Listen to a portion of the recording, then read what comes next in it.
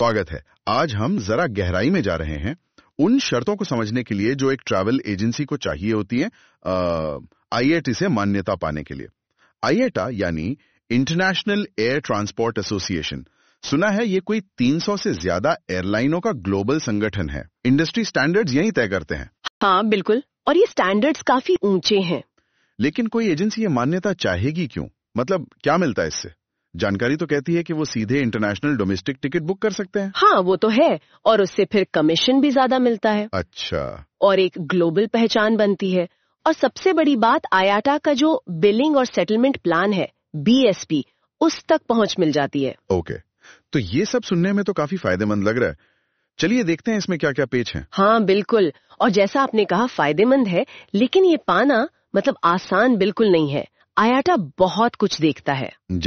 जैसे एजेंसी की फाइनेंशियल हालत कैसी है, उनका ऑफिस का इंफ्रास्ट्रक्चर, उनके स्टाफ की क्वालिफिकेशन, सारे कानूनी कागजात हैं या नहीं, ये सब। ये सिर्फ कोई फॉर्म भरने जैसा नहीं है, ये एक तरह से क्वालिटी चेक है। समझ गया। तो सबसे पहली जरूरत क्या होती होगी? कानूनी तौर पर रजिस्टर्ड होना। हाँ वो तो है ही, मतलब एजेंसी अपने देश में लीगली रजिस्टर्ड होनी चाहिए। भारत में जैसे company registration certificate, PAN card, GST number. जी हाँ, ये सब बेसिक जरूरतें हैं। आईएटा को ये तसल्ली करनी होती है कि वो किसी असली लाइसेंस वाले बिजनेस से ही जुड़ रहे हैं। इससे ना एक भरोसा बनता है। ठीक है, तो मान लीजिए रजिस्ट्रेशन हो गया, फिर अगला कदम शायद पैसे की बात, फाइनेंशियल स्टेबिलिटी। बिल्कुल, ये बहुत जरूरी है। उन्हें दिखाना पड़ता है कि वो आर्थिक रूप से मजबूत हैं। कैसे दिखाते हैं? Audited financial statements. हाँ, पिछले साल के ऑडिटेड स्टेटमेंट्स। नेटवर्थ का प्रूफ देना होता है, जो हर देश में अलग अलग हो सकता है। बैंक स्टेटमेंट्स भी। अच्छा, इसके पीछे आईएटा का मकसद क्या होता है? मकसद सीधा है, वो ये पक्का करना चाहते हैं कि एजेंसी मतलब एयरलाइनों का पैसा लेकर भागेगी नहीं, या ग्राहकों के साथ कोई डिफॉल्ट नहीं करेगी। सोचिए, ये पूरे इकोसिस्टम में भरोसे की बात है। हाँ, ये बात तो है। और इसी से जुड़ी है वो सिक्योरिटी बॉन्ड या बैंक गारंटी वाली शर्त। हाँ, मैंने पढ़ा था भारत में शायद 5 लाख से 20 लाख तक। जी, ये रकम एक तरह की सुरक्षा है अगर एजेंसी की तरफ से कोई गड़बड़ हो जाए तो। ठीक है, तो कानूनी पेंच हो गया, पैसों का इंतजाम हो गया। अब ऑफिस, क्या एक प्रॉपर ऑफिस होना भी जरूरी है? हाँ बिल्कुल, एक फिजिकल ऑफिस चाहिए। सिर्फ घर के एक कोने से काम नहीं चलेगा। कितना बड़ा ऑफिस, कुछ अंदाजा? कम से कम 100-150 वर्क फुट जगह तो हो।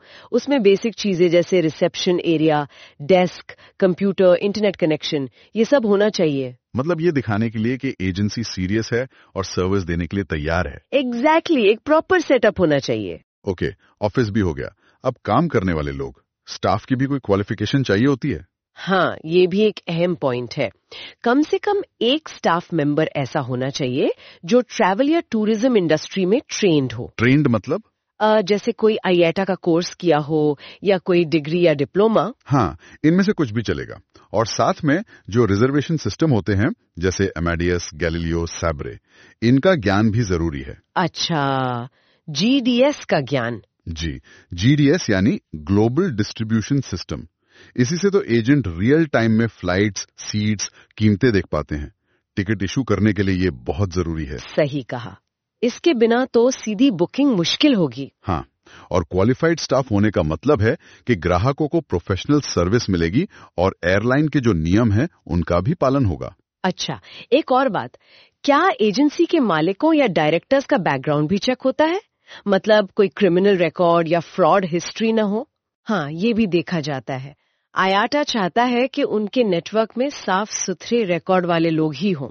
इसके लिए उन्हें एक डिक्लेरेशन देना पड़ता है और कभी कभी बैकग्राउंड वेरिफिकेशन भी होता है।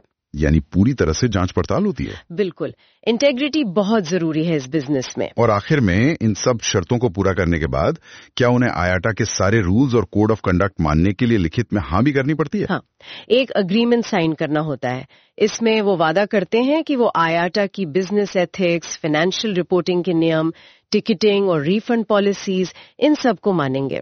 और बीएसपी के जरिए टाइम पर पेमेंट करना भी शामिल होगा इसमें? जी हाँ, वो भी। और अगर वो इन नियमों को तोड़ते हैं, जैसे मान लीजिए टिकट रिफंड में बेवजह देरी करते हैं, तो आयाटा उनकी मान्यता रद्द भी कर सकता है। तो ये एक तरह से यात्रियों और एयरलाइंस दोनों के प्रोटेक्शन के लिए है? हाँ, और बाकी एजेंट्स के लिए भी, ताकि पूरा सिस्टम सही तरीके से चले। तो कुल मिला के देखें तो ये प्रक्रिया काफी, कहना चाहिए, मुश्किल है। जैसे कि सूत्रों से पता चला, ये शायद मीडियम से बड़ी एजेंसियों के लिए ज्यादा मतलब रखती है जो ग्लोबली ऑपरेट करना चाहती हैं। हाँ, कह सकते हैं। जो ज्यादा वॉल्यूम में टिकटिंग करती हैं उनके लिए ये ज्यादा फायदेमंद है। छोटी एजेंसियों के लिए शायद ये थोड़ी भारी पड़ सकती है शुरुआत में। तो आज हमने देखा कि आयाटा अप्रूवल के लिए क्या क्या चाहिए होता है। लीगल रजिस्ट्रेशन, फाइनेंशियल गारंटी, अच्छा ऑफिस, ट्रेन स्टाफ, साफ बैकग्राउंड और नियमों को मानने का वादा। काफी लंबी लिस्ट है। हाँ, ये प्रक्रिया सख्त जरूर है, पर इसी से ग्लोबल ट्रैवल इंडस्ट्री में एक विश्वास और प्रोफेशनलिज्म बना रहता है।